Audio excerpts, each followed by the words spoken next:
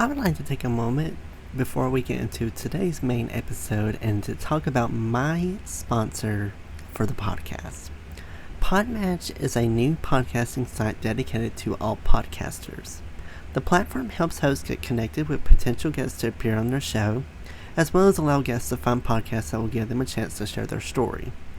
Podmatch offers many tools to help organize your page, from to-do lists to episode planning to potentially appearing on a leaderboard. Podmatch has it all.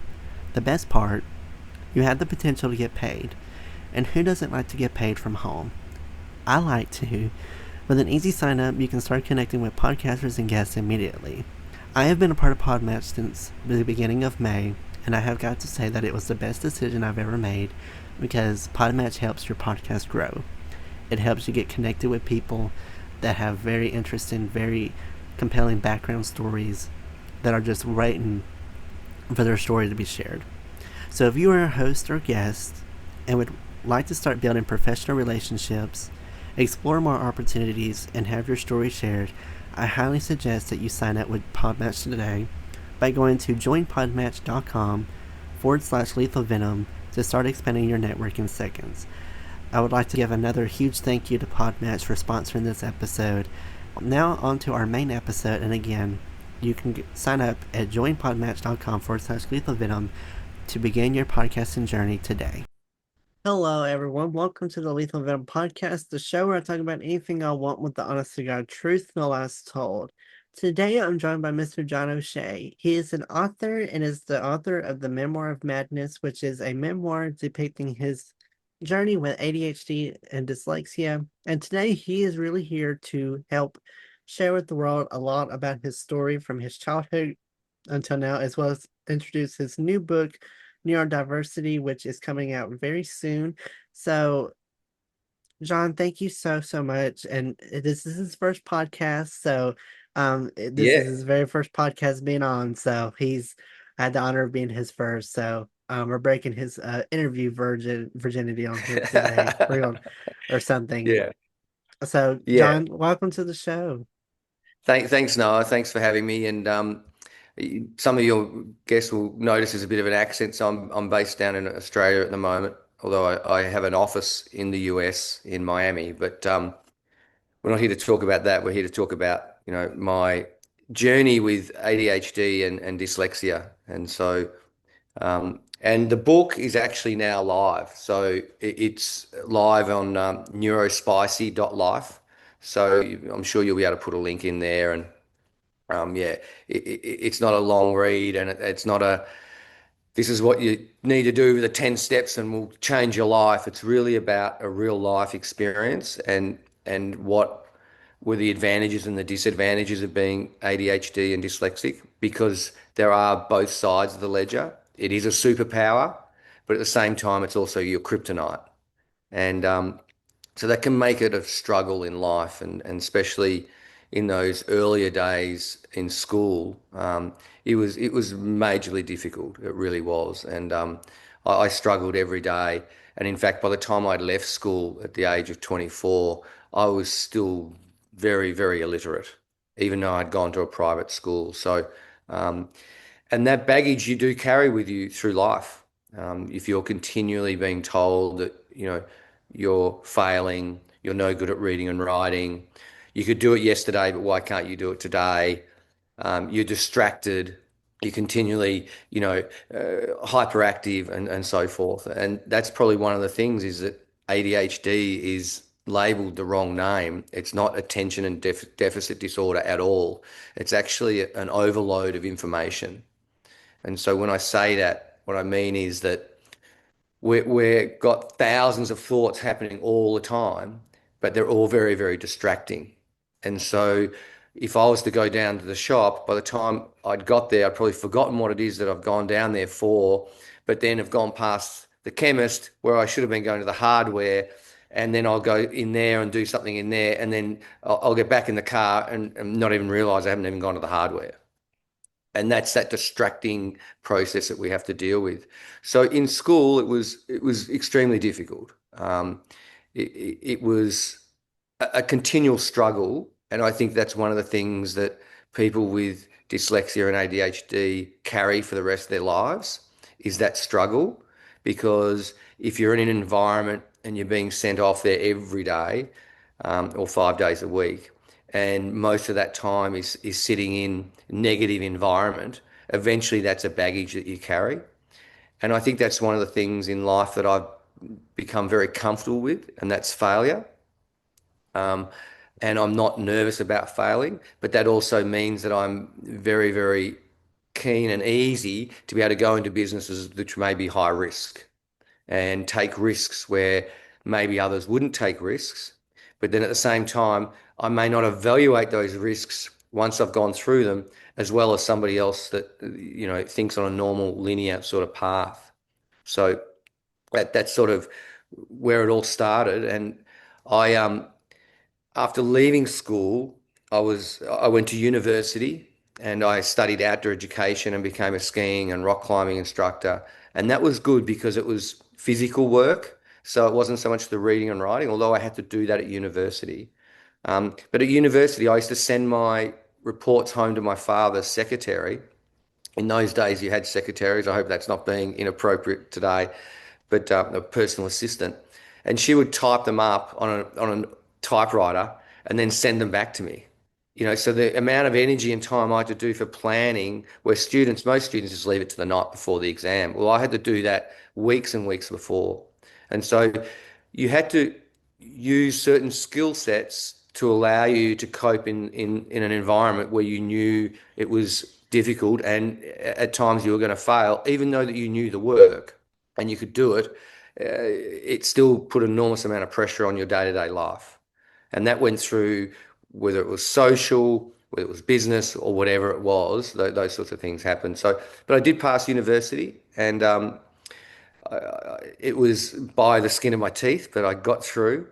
And then I traveled the world and I ended up traveling through Nepal, India, Pakistan, Iran, Syria, Jordan, Israel. And I had done all that before I was 24. And I had an issue where I was coming into customs in Hawaii and I couldn't fill in the immigration cards. That's how bad my English was at 24. And I had filled in the French side. And when I went to the customs officer and I wrote, they said, "Where are you coming from?" And I said, "Australia." I said, "Oh, where are you going?" I said, "Australia," which was completely wrong. And they asked me to refill it in. And when I filled it back in, I had to go to the back of the queue. And when I went in, I had faced a new customs officer. And that customs officer basically got really, really angry with me because, I'd filled it in inappropriately yet again, but this time on the English side. And when she handed it back, after I asked for some help, she said, "My 4-year-old son could fill this in better than you." And at that particular time, I exploded and I got locked up. And there was a real conflict of like we're talking years of anger and frustration. And unfortunately, I put it onto that person. But after that, I came back and I wrote my very first book at 25 called Dyslexia, How Do We Learn? And that was a really, really interesting experience because it was teaching me how to read and write, but doing it in a way which was practical and physical. So I was not doing it in a normal classroom environment. And then that went on to one of my first businesses that I ever did, which was called Ollie Recycles, which is an environmental educational program teaching kids about the environment. And that's still in schools today in the UK and Australia. So that was sort of the start of the journey of me getting into business. And from there, it was pretty exciting. I had 3 startups, all very, very lateral businesses. So I had a financial planning business where back in the 90s, where I was doing it all online. And I built that business up to be very, very substantial and then sold it to a bank and became a senior executive in the bank. But I couldn't keep that job. I couldn't keep a job which was 9 to 5 and going to set meetings and doing things like a normal business would do. So I really struggled in that environment and I ended up leaving. And I often look back how different my life would have been um, keeping that job and being able to be mature enough and structured enough to be able to stay in that job because the life that I've lived is very much a roller coaster. So one moment there'll be enormous amount of success, and then because I've been distracted or lose interest and go off onto another path, then I'll end up getting enormous amount of failure. So that's the sort of the start of schooling into the first lots of businesses, and I did a number of businesses, and they were all very successful, but I never really took them to the next level, and that was part of the issue, which um, brought me to writing this book. Was one of the reasons was because my partner at the time for 30 odd years decided that she was going to leave me. We have four beautiful children. We've done some really exciting things, traveled all around the world. We lived in Asia. Life has been very, very good, but at the same time, very, very choppy. So there's a lot of up and a lot of down, and that makes it very, very difficult for everyone around you. So a lot of the people that are going to be listening to this, their partners or their brothers, their sisters, their parents, they have also struggled because they don't necessarily always understand why would you make this decision? Why would you do that? It doesn't make any sense to me. And that's the ADHD and dyslexia brain set going out on different tangents. And it is a tangent. And this dyslexia definitely is a very, very powerful tool, but also very, very confusing because you think on so many different levels and you're thinking outside the box. So one of the things in the book, when I was doing the research, NASA, and I found it very difficult to believe that this was actually fact, but NASA employ over 50% of their staff are dyslexic, which is insane because what they're trying to do is they're trying to get people to think outside the box because they're not doing something that's already been proven. They're stretching their imagination, and so they can't have a normal linear sort of approach to their businesses. So I found that really, really interesting. Yet in the classroom, at school, at university, no one gives any power to that skill set. And so you're really left to struggle alone. And so you have all these famous people out there that have done extremely well that are dyslexic. But then let's just say that's 1%. Then you've got the rest of us. Um, Although I've been successful, I haven't been at that top of the top of, having my name recognized in that sort of same sphere. But there's hundreds and thousands and millions of us that sit there every day just struggling with whether, I've got to write a note, I've got to do this documentation, I've got to read this information, and all that information comes in a different way. So it is a exciting process to have these skill sets, but it's also very daunting. So it's one of those things that I would never wish on anyone, but I'm really glad I've got it, if that makes any sort of sense. And so the book is really about these stories that have taken place and why they've taken place. So, for an example, I was in the UK and I was young and I was traveling and I'd worked in a department store in Australia and I thought I'd go and work for Harrods. And went in, got the interview, got the tie and the jacket, and I felt all really, really great and excited. And the first thing they did was could you write a paragraph about why you should get this job? And I just got up and walked out, so because they would have there's no way I was going to get the job. But that negativity then goes, oh, wow. So these are the sorts of things that you have to deal with on a day-to-day basis, being ADHD and dyslexic. So it is powerful, but it's also a massive struggle. So the book covers those sorts of experiences and then what happened after I left Harrods and then went and did this amazing, exciting opportunity where I worked as a nurse with a disabled person, which I had no qualifications, other outdoor education, first aid and stuff, but I had no qualifications whatsoever to be a nurse. But that was that, oh, well, that's okay, I'll give that a go. And that's the dyslexic brain. So that's the sort of the summary of what the book is about. It's a lot of stories. It's some stuff that I talk about in regards to what I find as keeps me straight and focused. But at the same time, still recognizing that there is this great skills that you have, but they can also lead you down paths that aren't necessarily always the best.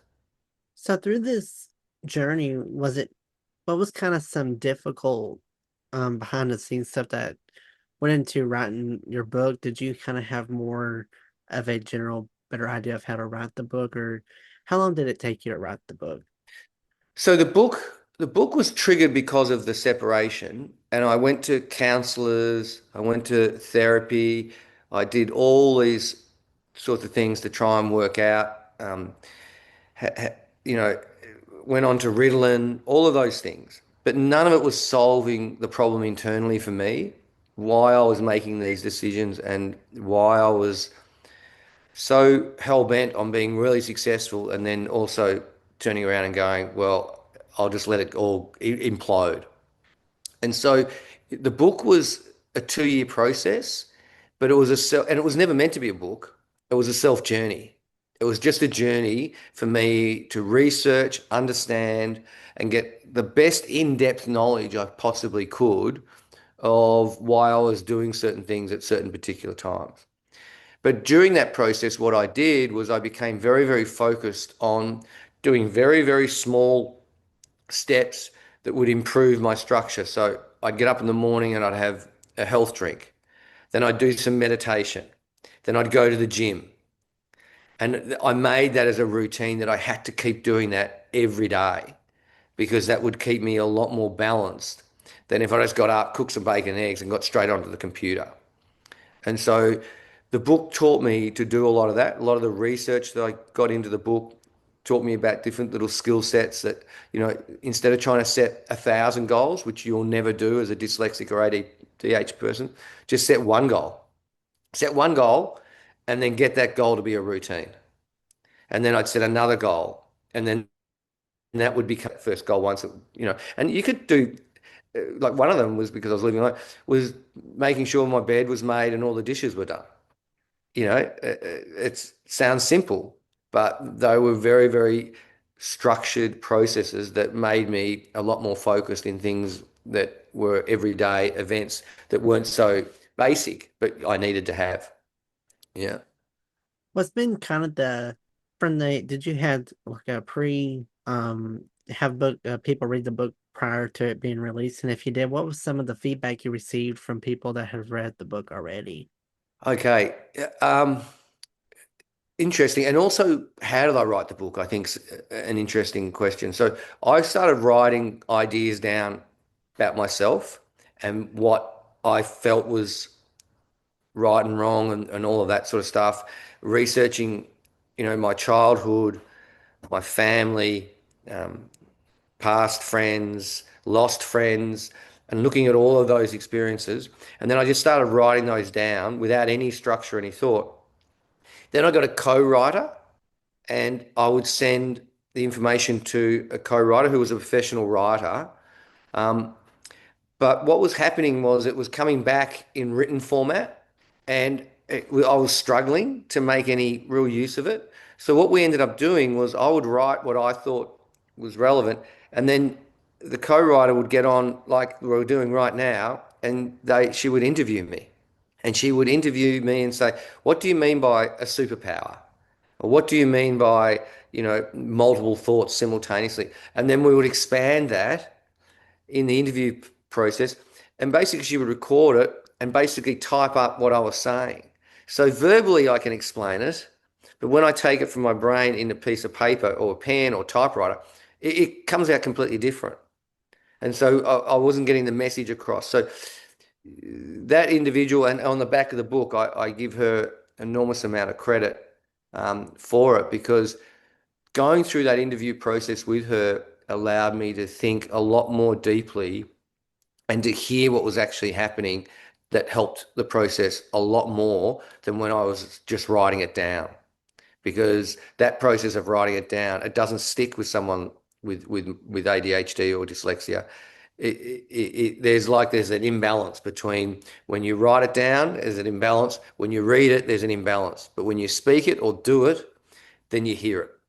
So that was the process. And it's been 2 years and it's seriously gone live today. So this is the very first point that people can go on and purchase the book.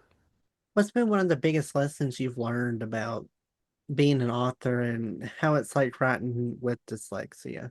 Being an author and being dyslexic is like an oxymoron. It's like it is so random to be a writer when you've spent your whole life struggling with reading and writing.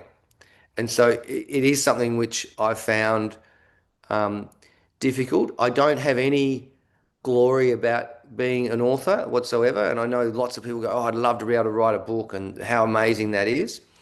The book, the end result of the book is not as important to me as what the journey was.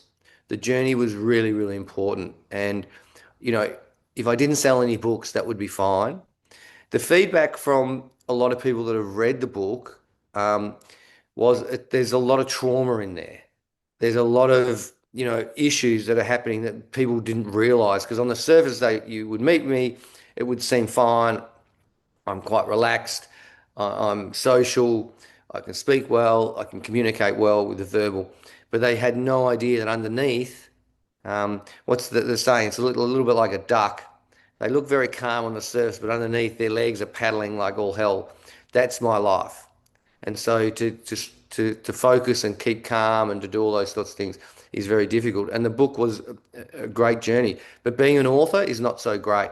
But one of the things we are doing with the book, which is available on the website, because I think it's important for other people to have this experience, and because I've learnt how to write the book, how to publish the book, get the book into the market, is that I've put on there that anyone can write their book. We're going to put the next book together, which is going to be like 5 or 10 individuals like me. I will publish it. I'll get it all put together. We'll have the website done. They will be able to do the interviews themselves, but they will be getting the royalties from the book. So I'm really trying to get other people that have the same sort of issues or superpowers as what I do to go down this journey, because it's not the journey of writing it, it's the journey of self understanding, and it gives a really, really good insight because you are doing something which is extremely difficult and uncomfortable. And sometimes when you do things that are extremely difficult and uncomfortable, you get a lot more out of it than if it's very easy and there's no challenge to it.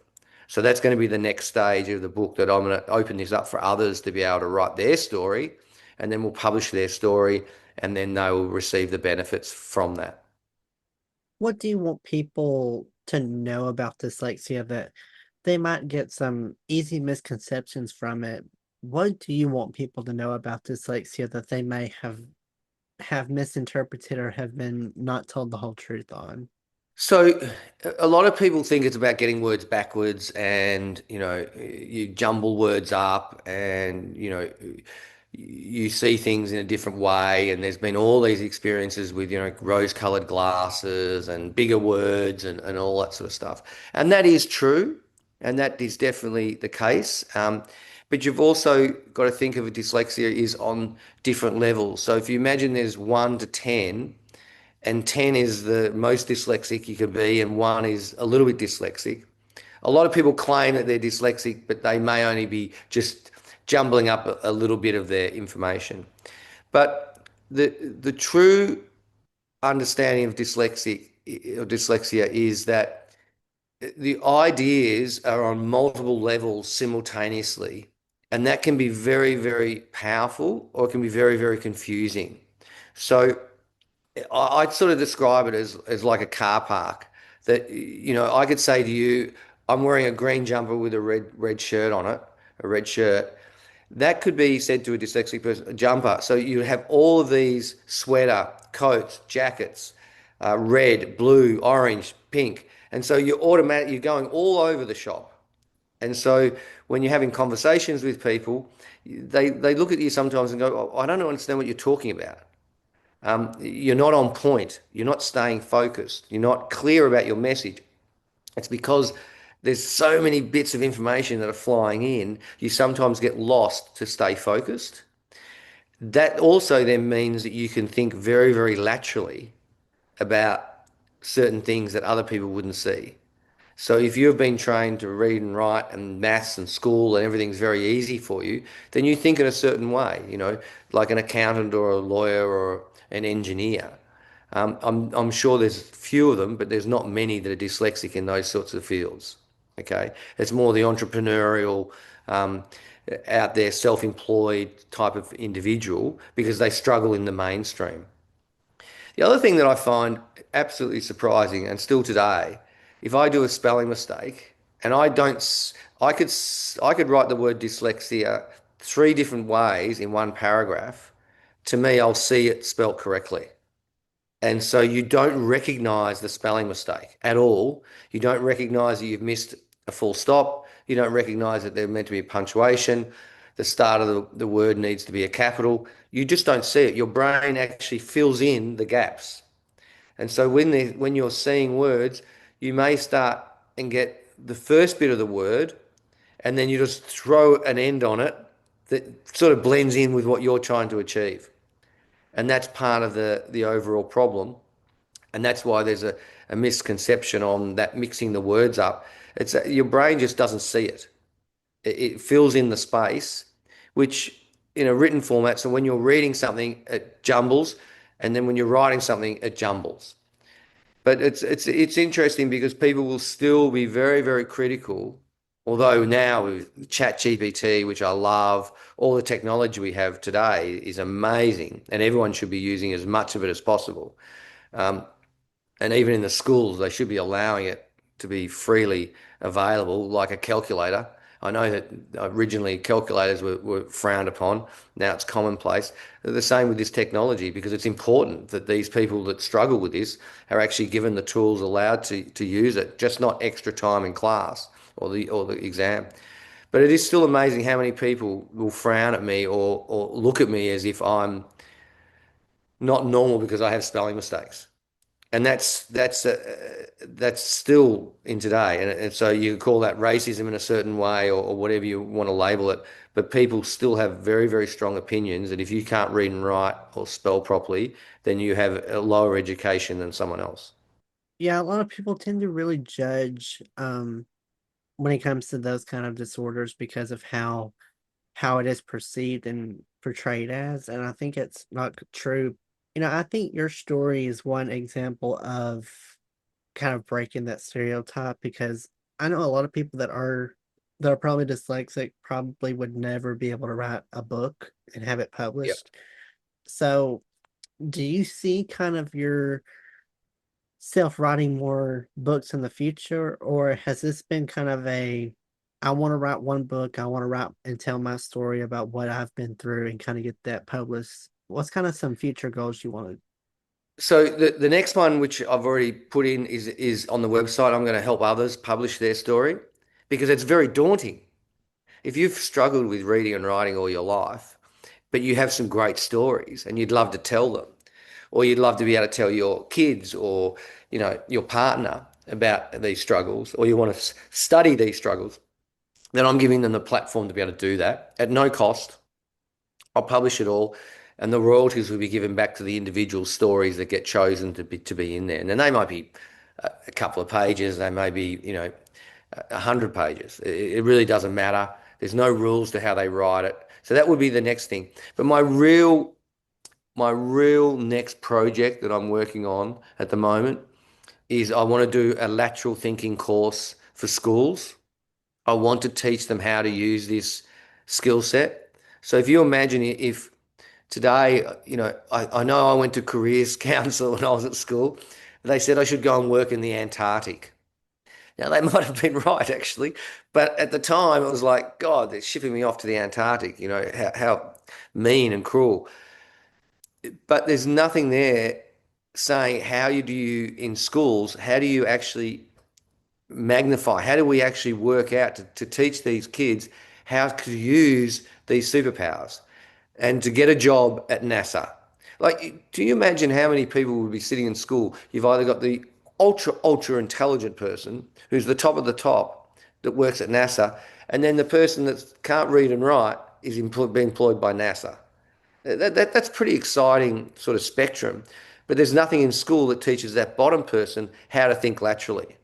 It just comes naturally to them, but it's seen as a negative. So I'm trying to build a course which will be animated, be films, and things in line with the curriculum. So it'll be done exactly in line with the curriculum. So you'll be able to use it in all sorts of maths, you'll be able to use it in science, but it will be different way of thinking things. How do you redesign a coat hanger? How do you redesign a toothbrush? How do how do we redo something and allow them to feel very comfortable in this expression of alternative way of thinking? So that's my real next step, which I'm still a fair way off getting to that point, but I'm sure there's going to be people out there that can reach out and help with that educational thing. And that's something that I would like to be able to give away to all schools for free, like I did with Ollie Recycles, so that it's available and it's not just a commercial venture. Well, I really think that your story is really impactful and it's really inspiring to know that, you know, even when you have this disorder, it is possible to have a successful career as an author, as a writer, as a reader as well. And I think it's really important that people know that just because you have this disorder doesn't mean you're odd. It does not mean that you can't do anything about reading and whatnot. You can have a successful career in it. And I think it is really important for you to share this message with my audience. So I Yeah, appreciate you for coming on and sharing this story with me. yeah, Um, I know beforehand, before we had started, you were talking about how um, people, if they wanted to get the book, they could have a special discount code. So kind of yeah, share with my audience a little bit about what that special little discount code is for my audience today. yeah. So if you go to Neurospicy, and that's Neuro spicy dot life, um, in there, and if you use the code, and I've kept it very simple, ABC25. So neurospicy.life, ABC25, you'll get a 15% discount off the book. Um, if you are ADHD or dyslexic, please, to, write in there in the area, if you're interested in putting a story forward or being involved with the journey going forward, I'd love to hear from you guys about your own experiences. Um, and the thing is that also for parents that have got their kids, not, I remember when, I've got four beautiful children, and it was always my partner and I, oh, I hope they're not dyslexic, I hope they're not ADHD. And you wouldn't wish it on anyone, but the thing is, it is a superpower. And so being diverse like this is actually really, really positive. It's just got to be treated in a way that's positive. And I know it's difficult for parents and people to say, oh, well, Johnny can't read and write very well. Yeah, that's fine.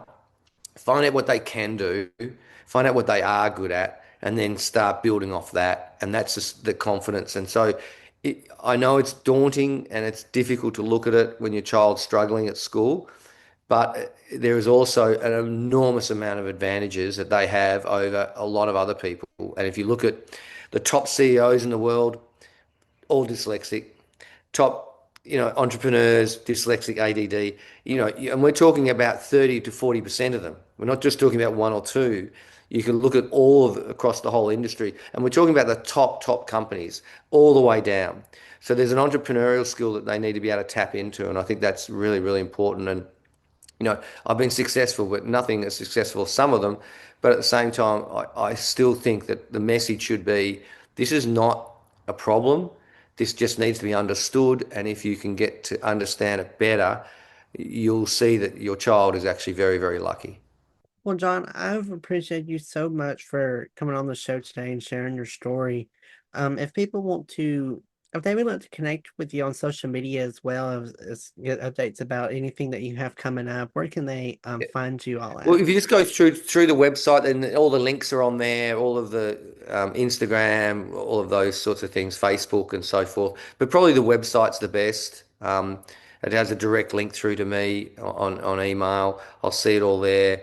If you buy the book, and I'm open to chat away to me and ask questions.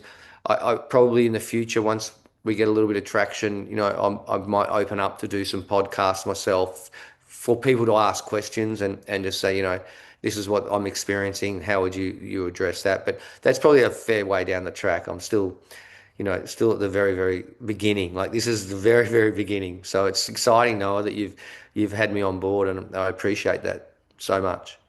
Well, I wish you nothing but the best, and I think that you have a great story to tell, and I know a lot of people are just waiting to hear that story, and I know a lot of podcast guests that will probably find you after this episode comes out and everything. So I wish you nothing but the best. For my Yep, listeners, I will put off his links in the description box below. I'll put his website as well as his social media accounts down there so that if you have questions or would like to get contact with him, that'll be there. Again, if you go to his website and put in the ABC25 code, you'll get 15% off of the purchase of the book on there. I'll put all that information down there as well for you guys. Feel yep, free to follow the podcast on social media as well. Instagram and TikTok at Lethal Venom Podcast. And then Facebook, Twitter, and YouTube, it's Noah's Podcast. Feel free to subscribe to the podcast wherever you get your podcast from. I'm available on all the major platforms. Spotify, Apple, Amazon, iHeartRadio, YouTube, Pandora. I'm everywhere, so feel free to listen to it and support the show best you can. Leave reviews and everything for me. I really appreciate it. Thank you all for tuning in today's episode. Hope y'all all enjoyed it. Y'all have a great rest of your day. Be safe, and I'll see you all in the next episode of Lethal Venom.